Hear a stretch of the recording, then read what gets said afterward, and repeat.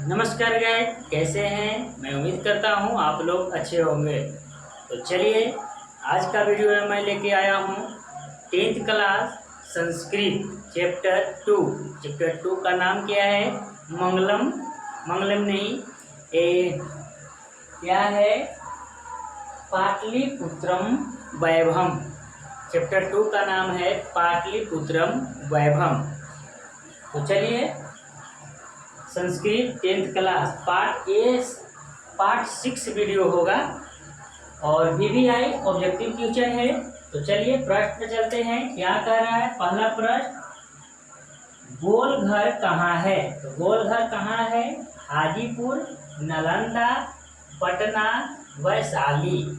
इसका correct answer होगा सी पटना। गोल घर कहाँ है, तो गोल घर पटना में है। आप लोग पहले से ही जानते होंगे। चलिए दूसरे नंबर प्रश्न पे चलते हैं। क्या कह रहा है, गोविंद सिंह सिख संप्रदाय के कौन से गुरु थे। कह रहे हैं गोविंद सिंह सिख संप्रदाय के गुरु गोविंद सिंह जो थे सिख संप्रदाय के थे। तो कैमें ये गुरु थे।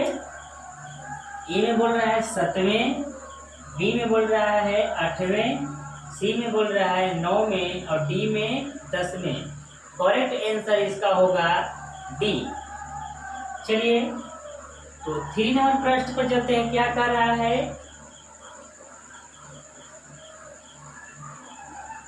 बोल रहा है कुटनी निमंत्रण काव्य के कवि कौन है। कूटनीति काव्य के कवि कौन है। बोल रहा है कुटनी मंतम काव्य की कवि कौन है।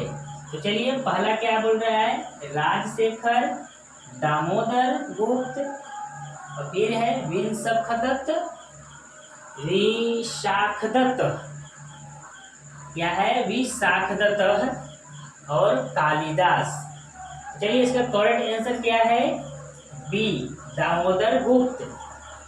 चलिए 4 नंबर प्रश्न पर चलते हैं। 4 नंबर प्रश्न क्या कहना है, यूनान का राजदूत कौन था। यानी कह रहा है कि यूनान का राजदूत कौन था। चलिए प्रश्न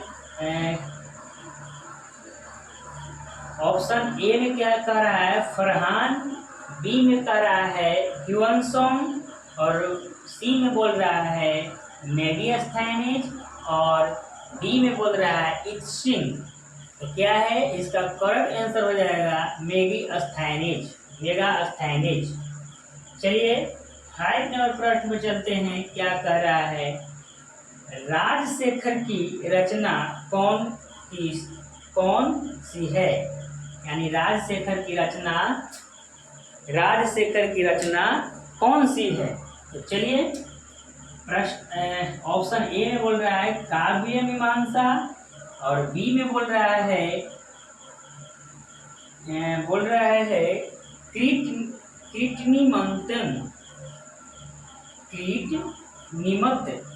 कृतनिमत और सी में बोल रहा है मुद्रा राक्षस और डी में बोल रहा है यात्रा अश्वमरण।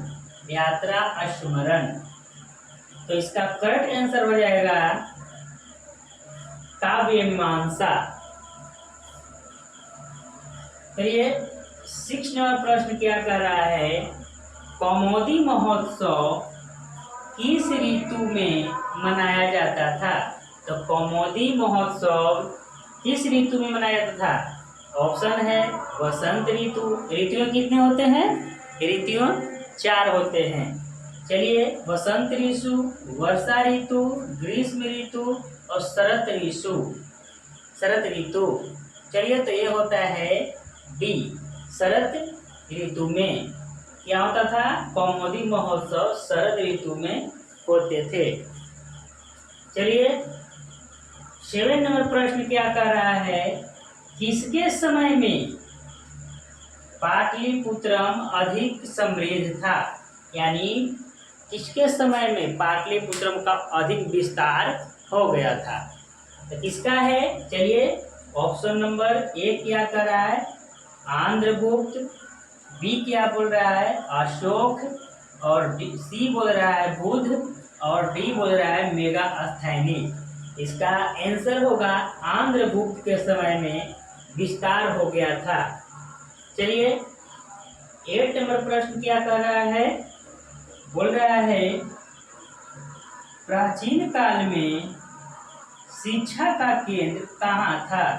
तो प्राचीन काल में शिक्षा का केंद्र कहाँ था, लास्ट क्वेश्चन था।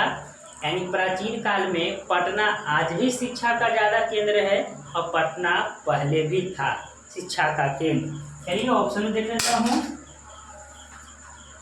ए में बोल रहा है वैशाली, तक्षशिला, नालंदा, और क्या है पाटलिपुत्र। यानी कहाँ है, पाटलिपुत्र प्राचीन काल में शिक्षा का केंद्र था।